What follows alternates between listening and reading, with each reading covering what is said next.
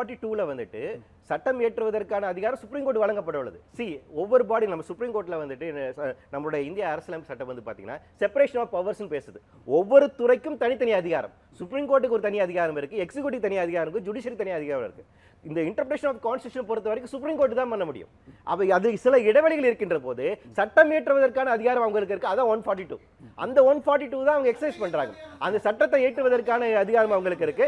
அந்த சட்டத்தை ஏற்றுவதற்கான அதிகாரம், அந்த சட்டத்தை ஏற்றுவதற்கான அதிகாரம், அது ஃபில் இந்த கேப்பை ஃபில் அப் பண்றதுக்கான அதிகாரம் இருக்கு. அதன் அடிப்படையில் அவங்க சொன்னாங்க. விசாகா கேஸ் வந்து பார்த்து அந்த வருமானம் சொன்னாங்கன்னா அந்த ப்ரொசீஜர் இந்தியாவிலேயே இல்ல. அவங்க தானே கொண்டு வந்தாங்க. விசாகா கமிட்டி அப்புறம் எப்படி வந்துச்சு? அந்த சட்டம் அவங்க கொண்டு வந்தது தானே. அந்த மாதிரி சுப்ரீம் கோர்ட்டால் வரவேற்பு நிறைய சட்டமாக ஏற்றப்பட்டிருக்கு. சட்டத்துக்கு அவருக்கு அடுத்த வேற மாதிரி இருக்கலாம். ஆனா கான்ஸ்டிடியூஷன் இப்படி தான் சொல்லுது. ரைட்டுங்களா? அப்ப இந்த இடத்துல நீங்க குறிப்பிட்டது போல வந்துட்டு மாநில அரசாங்கத்துக்கு இருக்கக்கூடிய உரிமை, ஒன்றிய அரசாங்கத்துக்கு இருக்கக்கூடிய உரிமை, கவர்னருக்கு இருக்கக்கூடிய உரிமை அப்படின்னு தனித்தனியாக பிரிச்சிருக்காங்க. சுப்ரீம் கோர்ட் தன்னுடைய அதிகாரத்தின் அடிப்படையில் கான்ஸ்டிடியூஷனை இன்டர்ப்ட் பண்ணிட்டு மாநில அரசாங்கத்துக்கு உரிமை இருக்குது, சட்டம் இயற்றுகின்ற வழிமுறை இதுதான், அதில் கவர்னருடைய ரோல் இதுவெல்லாம் சொல்றாங்க. ரைட்டுங்களா? இப்போ இந்த இடத்துல யூனியன் கவர்மெண்ட் டிசைட் பண்ண முடியாது. ஏன்னா இது ஸ்டேட்டோட பிரைவேட். ஸ்டேட் எப்படி செயல்படணும் அப்படிங்கிறது கான்ஸ்டிடியூஷன் சொல்லியிருக்கு. அதுல ஒன்றிய அரசாங்கம் தலையிட முடியாது.